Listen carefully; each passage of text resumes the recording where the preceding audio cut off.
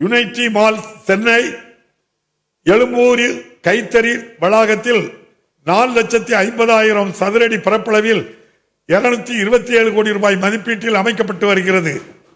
நூற்பு துறையில் தமிழ்நாட்டை முன்னணி மாநிலமாக மாற்றும் வகையில் நூற்பு தொழில்நுட்ப மேம்பாட்டிற்காக அடுத்த 10 ஆண்டுகளில் 500 கோடி ரூபாய் மதிப்பீட்டில் 6% வட்டி மானியம் வழங்கும் மாநில அரசின் முன்னோடி திட்டம் பெரும் வரவேற்பை பெற்றுள்ளது.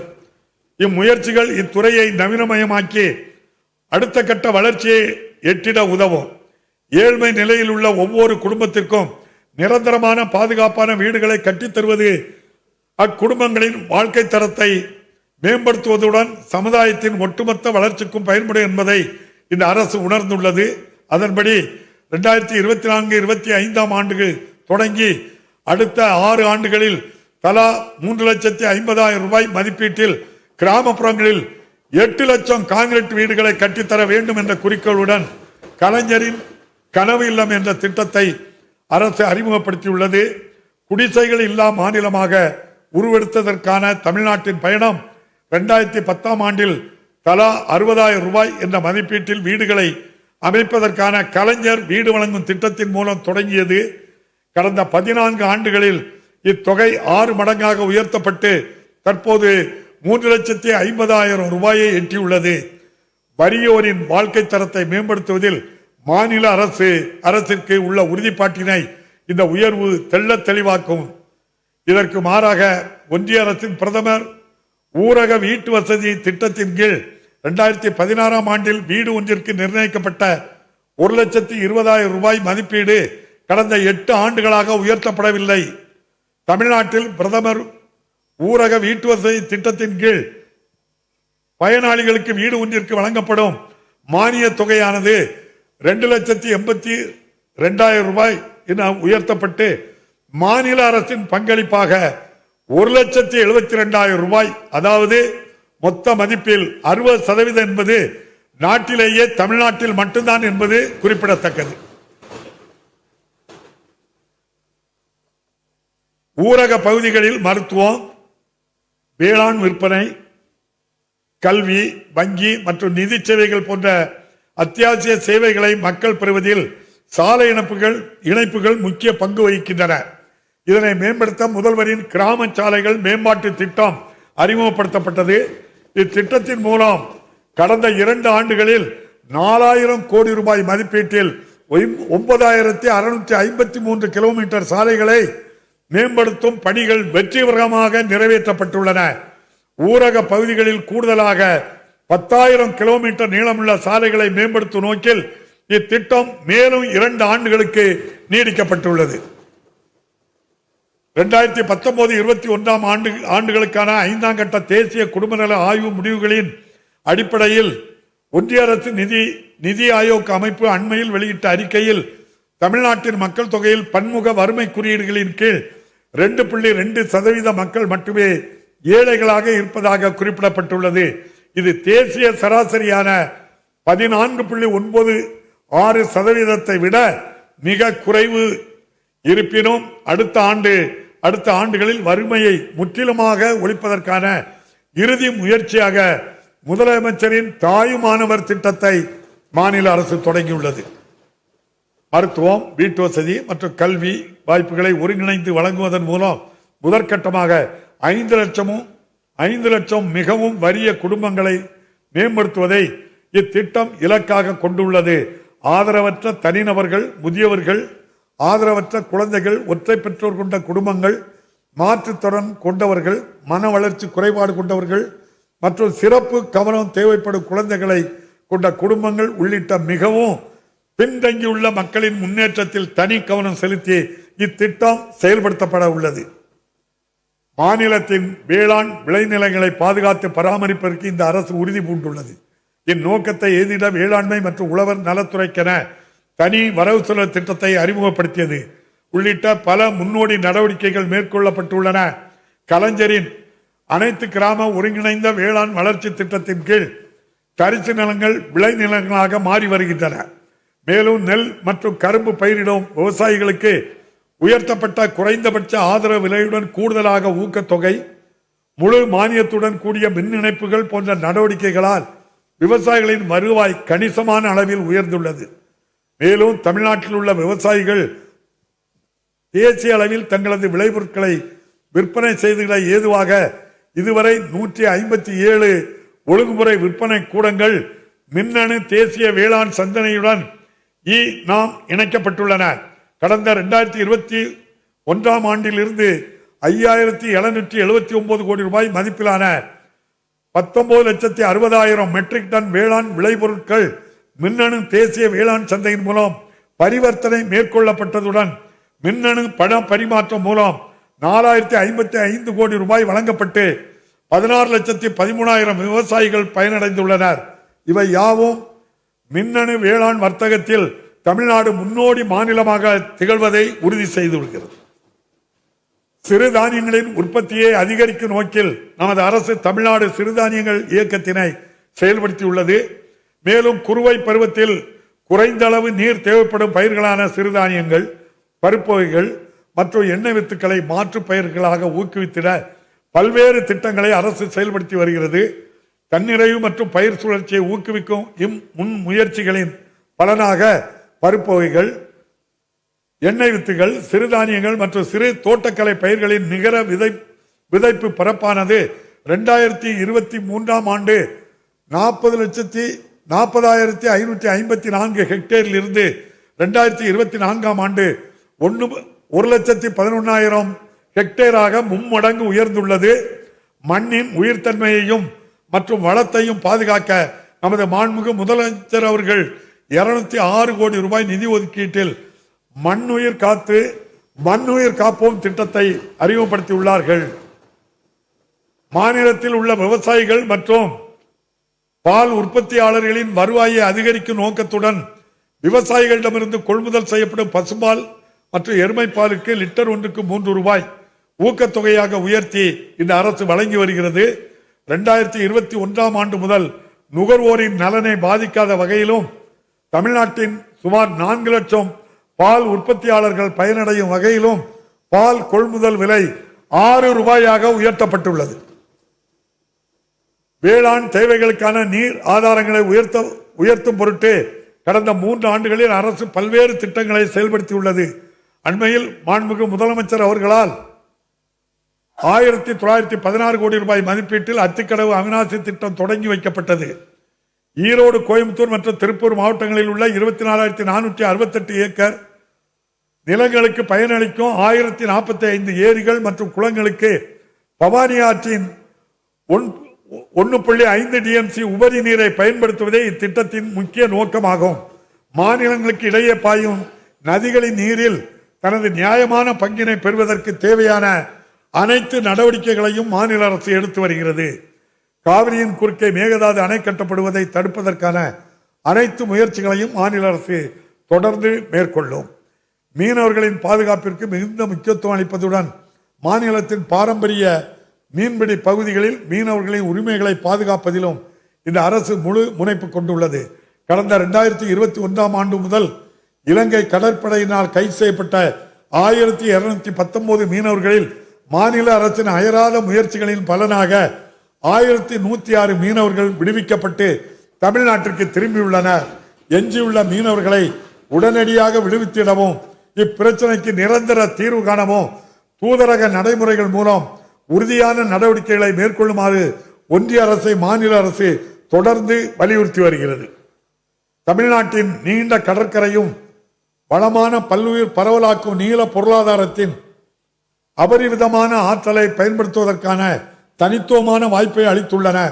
தமிழ்நாடு நெய்தல் மீட்சி இயக்கம் தமிழ்நாடு ஷோர் திட்டத்தின் கீழ் அடுத்த 5 ஆண்டுகளில் 1675 கோடி ரூபாய் செலவில் கடலோர பல்லுயிர் பெருக்கும், கடற்கரை பாதுகாப்பு, கடற்கரையோர சமூகங்களின் வாழ்வாதார மேம்பாடு, கடலோர பகுதிகளின் மாசு கட்டுப்பாடு ஆகியவற்றில் அரசு தொடர் கவனம் செலுத்தும். இத்திட்டம் நமது கடல்சார் பொருளாதாரத்தை மேம்படுத்துவதிலும் கடலோர பகுதிகளின் நீடித்த நிலைத்த வளர்ச்சியை உறுதி செய்வதிலும் குறிப்பிடத்தக்க நன்மைகளை பயக்கும். மக்களின் குறைகளை உடனுக்குடன் களைந்து சீரிய நிர்வாகத்தை வழங்குவதற்கு இந்த அரசு முன்னுரிமை அளித்து வருகிறது. இதன் அடிப்படையில் பொதுமக்களிடமிருந்து மனுக்களை பெற்று 30 நாட்களுக்குள் அரசின் முக்கிய சேவைகளை அவர்களின் இல்லங்களுக்கே சென்று வழங்கும் நோக்கத்துடன் மக்களுடன் முதல்வர் திட்டம் 2023ஆம் ஆண்டு தொடங்கப்பட்டது. முதற்கட்டமாக நகர்ப்புறங்களில் 2058 முகாம்கள் நடத்தப்பட்டு 9,05,000 மனுக்கள் பெறப்பட்டு தீர்வு காணப்பட்டன. நகர்ப்புற மக்களிடையே இத்திட்டம் பெற்று வரும் பெரும் வரவேற்பை தொடர்ந்து ஊரக பகுதிகளுக்கும் இத்திட்டத்தினை விரிவுபடுத்தப்பட்டு 2344 முகாம்கள் மூலம் 12,525 கிராம ஊராட்சிகளில் இத்திட்டம் செயல்படுத்தப்பட்டது. இத்திட்டத்தின் முகாம்களில் 15 அரசு துறைகளின் சேவைகளை ஒருங்கிணைத்து 44 அத்தியாவசிய பொது சேவைகளுக்கான பட்டா மாறுதல், முதியோர் உதவித்தொகைக்கு விண்ணப்பித்தல் போன்ற பல சேவைகள் வழங்கப்பட்டன. இதன் பலனாக 12,80,000 மனுக்களுக்கு தீர்வு காணப்பட்டன. மக்களுக்கு சிறப்பான சேவையை வழங்குவதில் அரசிற்கு உள்ள அசைக்க முடியாத உறுதிப்பாட்டை இத்தகைய முயற்சிகள் நிலை நிறுத்தியுள்ளன. சட்டம் ஒழுங்கை பொறுத்தவரை சிறந்த முறையில் நிர்வகிக்கப்படும் மாநிலங்களில் ஒன்றாக தமிழ்நாடு திகழ்ந்து வருகிறது. போதைப் பொருட்களுக்கு எதிராக பாரபட்சமற்ற கடுமையான அணுகுமுறையை இந்த அரசு தொடர்ந்து கடைபிடித்து வருகிறது.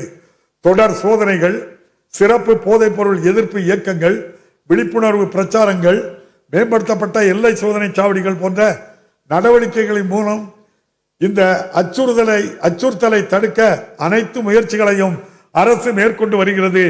மேலும் கணினிசார் குற்றங்களுக்கு எதிரான நடவடிக்கைகளில் உயர் தொழில்நுட்பம் மற்றும் நவீன புலனாய்வு முறைகளை பயன்படுத்தி குற்றவாளிகளை கண்டுபிடித்து கைது செய்வதில் ஆக்கப்பூர்வமான முயற்சிகளை தமிழ்நாடு காவல்துறை எடுத்து வருகிறது.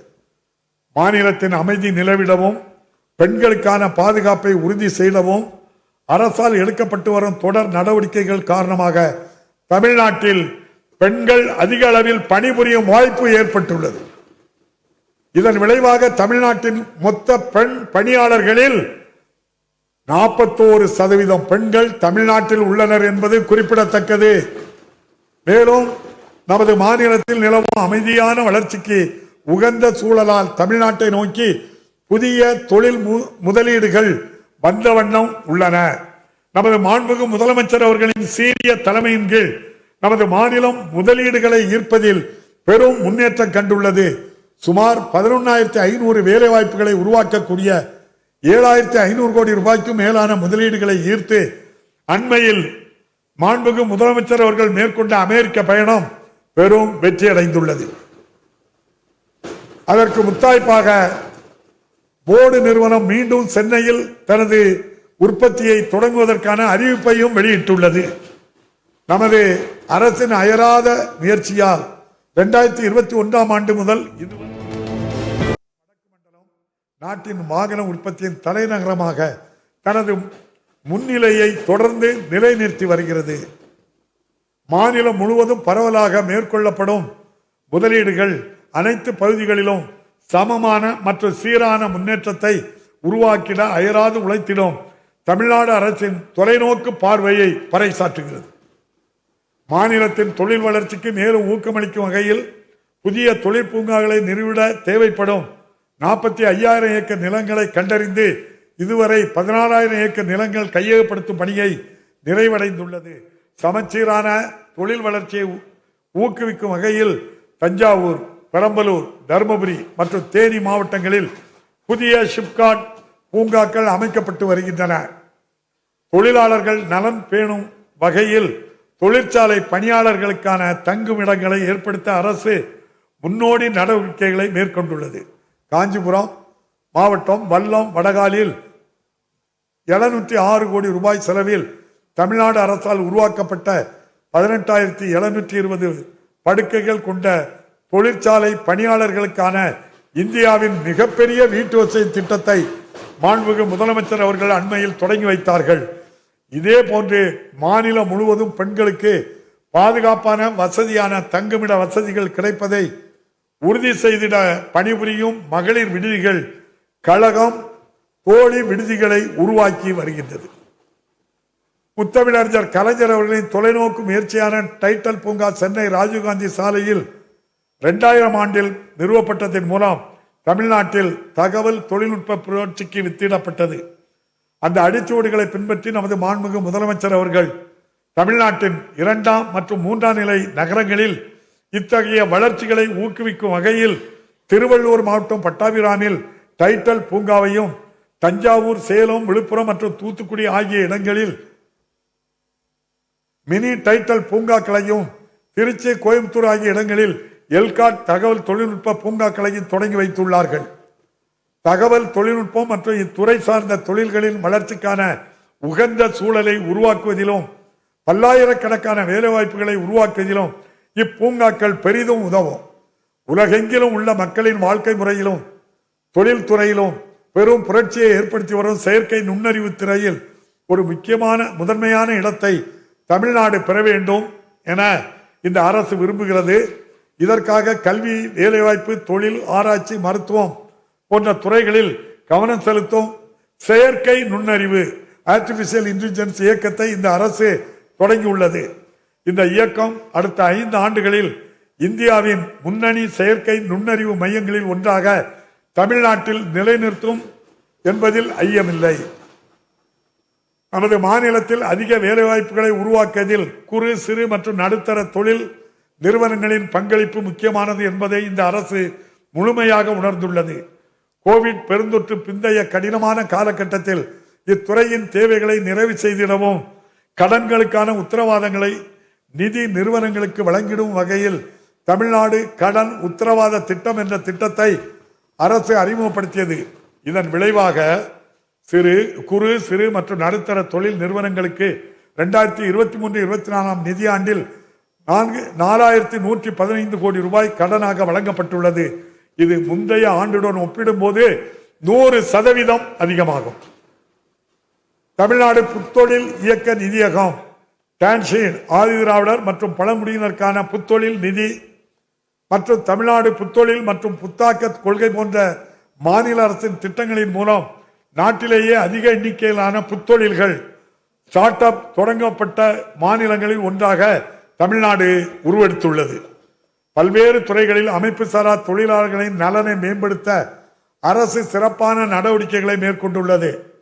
தமிழ்நாடு அரசின் சீரிய நடவடிக்கைகளின் மூலம் 18 அமைப்பு சாரா தொழிலாளர் நல வாரியங்களில் 2,85,000 தொழிலாளர்கள் புதிதாக சேர்க்கப்பட்டு மொத்த உறுப்பினர்களின் எண்ணிக்கை 46 லட்சமாக உயர்ந்துள்ளது.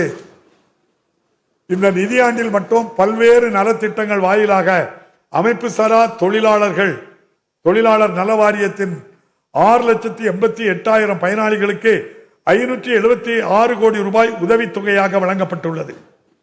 அரசின் இத்தகைய நடவடிக்கைகள் தமிழ்நாட்டின் அனைத்து தொழிலாளர்களின் நலன் மற்றும் முன்னேற்றத்திற்கு உந்து சக்தியாக அமைந்துள்ளன. சேவைத்துறையில் முதலீடுகளை கொணர்ந்து பொருளாதார வளர்ச்சியை ஊக்குவித்திட நகர்ப்புறங்களை மேம்படுத்துவது மிகவும் இன்றியமையாதது. அதிகரித்து வரும் நகர்ப்புற மக்கள் தொகையின் தேவைகளை நிறைவு செய்யவும், நகர்ப்புறங்களில் பொருளாதார வளர்ச்சியை மேலும் ஊக்குவிக்கவும் நகர்ப்புற மேம்பாட்டிற்கு அரசு கணிசமான நிதி ஒதுக்கீடுகளை செய்து வருகிறது.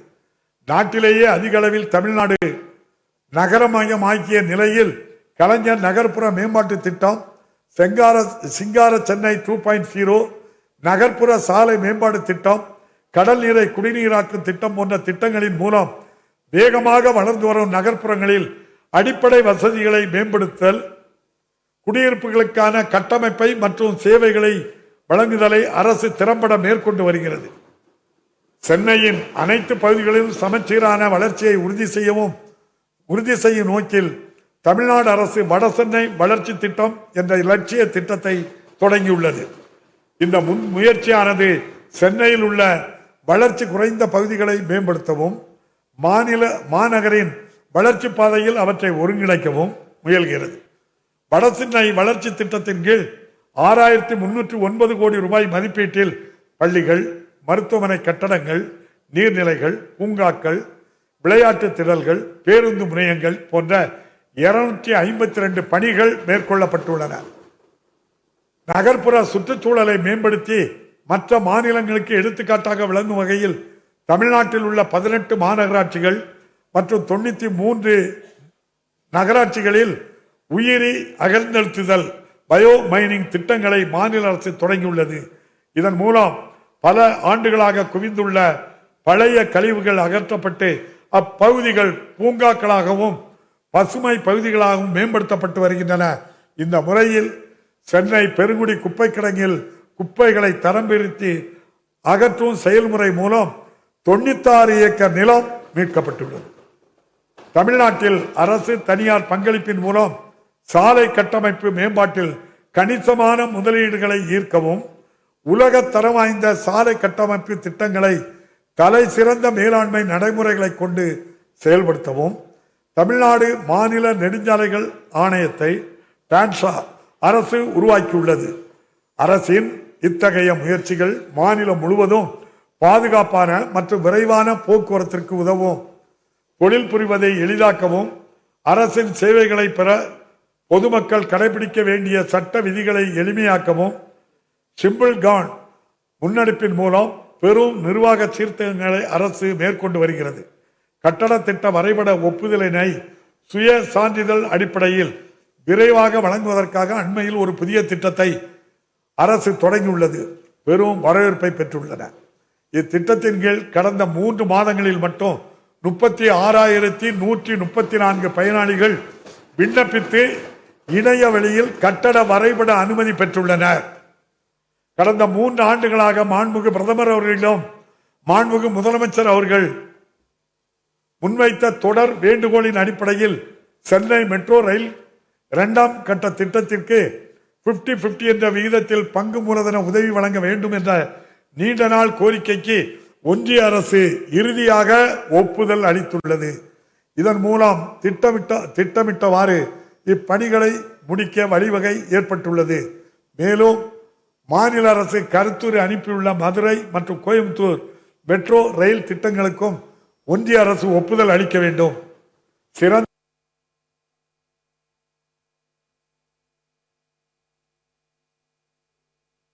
அரசு சிறப்பான நடவடிக்கைகளை மேற்கொண்டுள்ளது. தீர்வு காணப்பட்டுள்ளது. மாநிலத்தில் புயல், பெருமழை மற்றும் வரலாறு காணாத வெள்ளம் உள்ளிட்ட தொடர் இயற்கை பேரிடர்களால் தேவையான கட்டமைப்பு மற்றும் சேவைகளை வழங்குவதில் சவால்கள் அதிகரித்துள்ளன.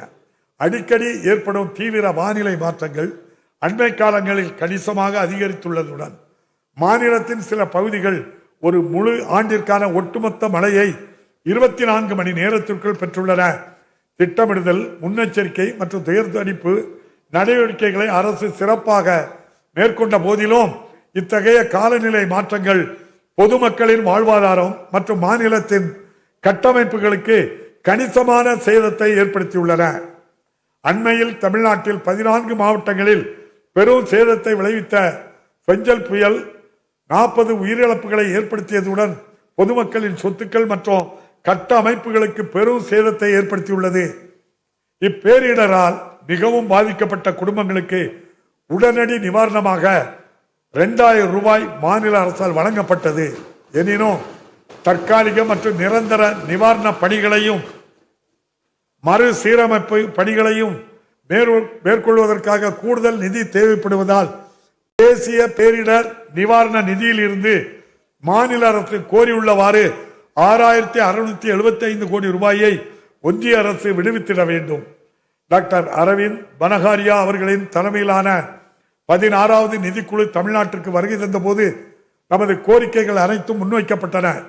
அவற்றில் மாநிலங்களுக்கான நிதி பகிர்வை 50% அதிகரித்தல், மாநிலங்களுக்கு இடையேயான நிதி பகிர்வுக்கு முற்போக்கான கணக்கீட்டு முறைகளை பின்பற்றுதல், மறுபகிர்வு என்ற பெயரில் வளர்ந்த மாநிலங்களுக்கு இழப்பு ஏற்படுத்துவதை தவிர்த்து அவர்களின் செயல்திறனுக்கு உரிய நிதி பகிர்வை அளித்தல், வேகமாக வளர்ந்து வரும் நகர்ப்புற மக்கள் தொகை, அடிக்கடி ஏற்படும் இயற்கை பேரிடர்கள் மற்றும் முதியோர் மக்கள் தொகை போன்ற குறிப்பிட்ட சவால்களை எதிர்கொள்வதற்கான நிதி ஆதாரங்களை ஒதுக்குதல் ஆகியவை முக்கியமானதாகும். தமிழ்நாட்டின் அறிக்கை குறித்த ஆணையம் தனது மனமார்ந்த பாராட்டுகளை தெரிவித்துள்ள நிலையில் நமது அரசால் கோடிட்டு காட்டப்பட்டுள்ள முற்போக்கான வழிமுறைகளை தற்போதைய நிதிக்குழு பரிந்துரைக்கும் என நம்புகிறோம். இவ்வரசு பொறுப்பேற்றது முதல் இதுவரை 2322 திருக்கோயில்களில் திருப்பணிகள் சிறப்பாக மேற்கொள்ளப்பட்டு திரு குடமுழுக்குகள் செய்யப்பட்டுள்ளன.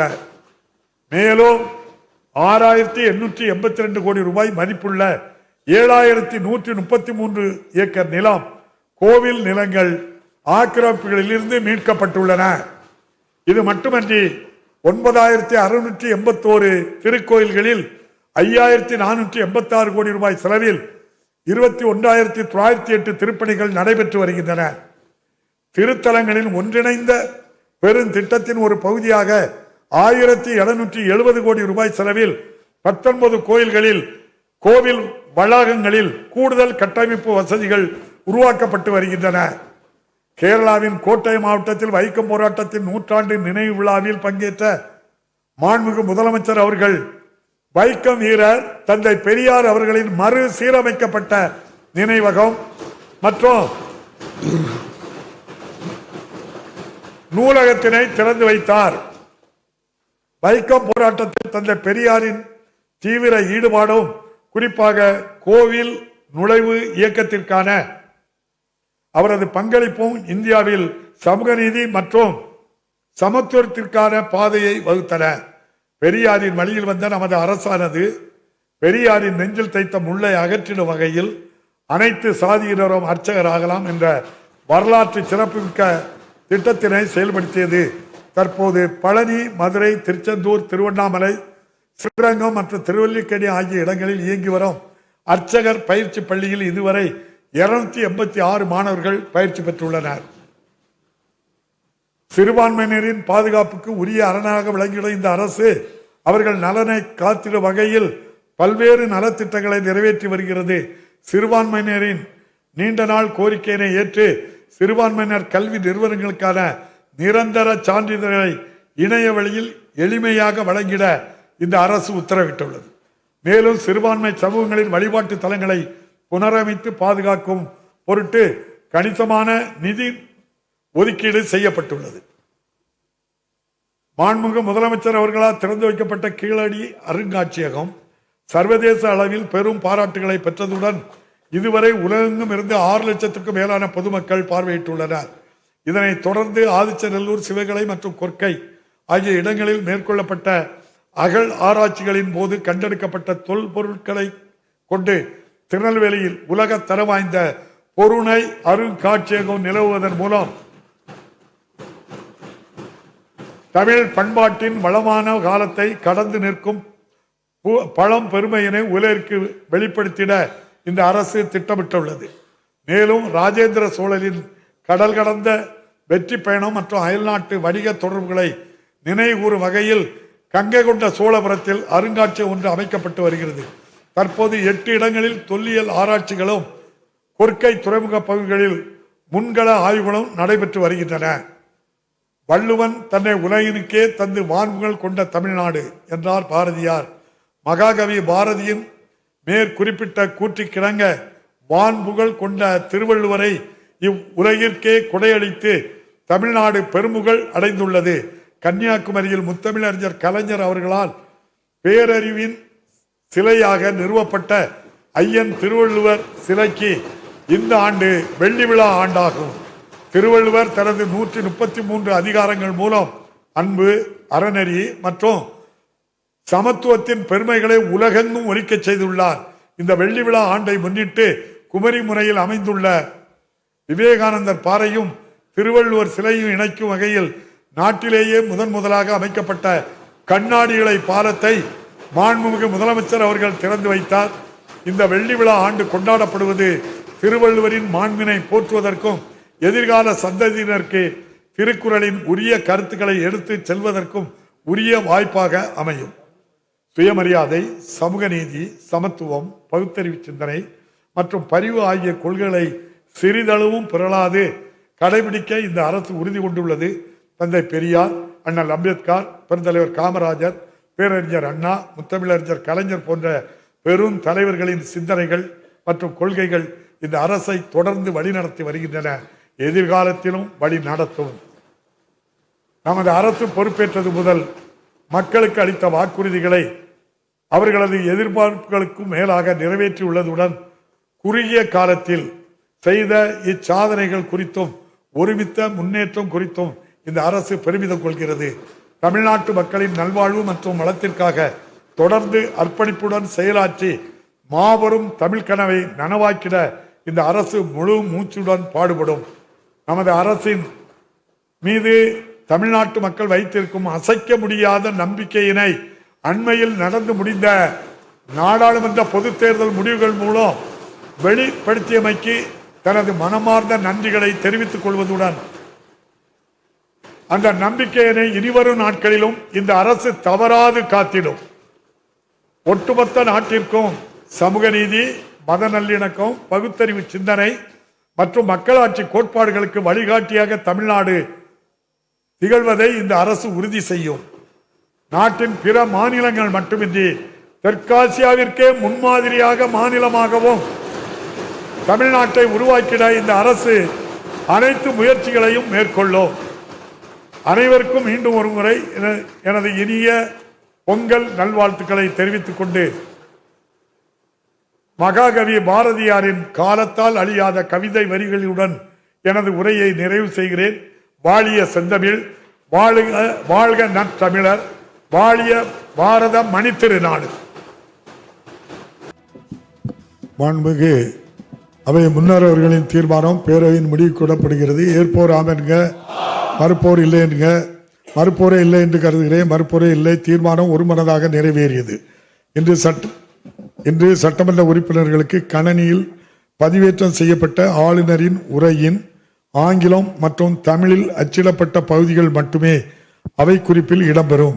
வேறு எவையும் அவை குறிப்பில் இடம்பெறாது என்பதையும், அதுபோல் பத்திரிகைகளும் ஊடகங்களும் இந்த அச்சிடப்பட்ட ஆங்கில தமிழ் உரையை தவிர வேறு எந்த செய்திகளையும் சட்டமன்றத்தின் சார்பாக நடைபெற்றதாக அறிவிக்கக்கூடாது என்பதையும் இதன் மூலம் தெரிவித்துக் கொள்கின்றேன்.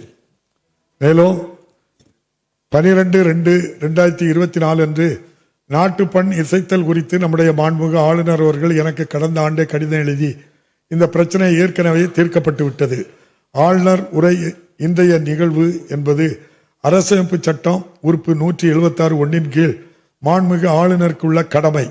அந்த கடமையை நிறைவேற்ற இன்றைக்கு மாண்புமிகு ஆளுநர் அவர்கள் இப்பேரவைக்கு வருகை தந்துள்ளார்கள்.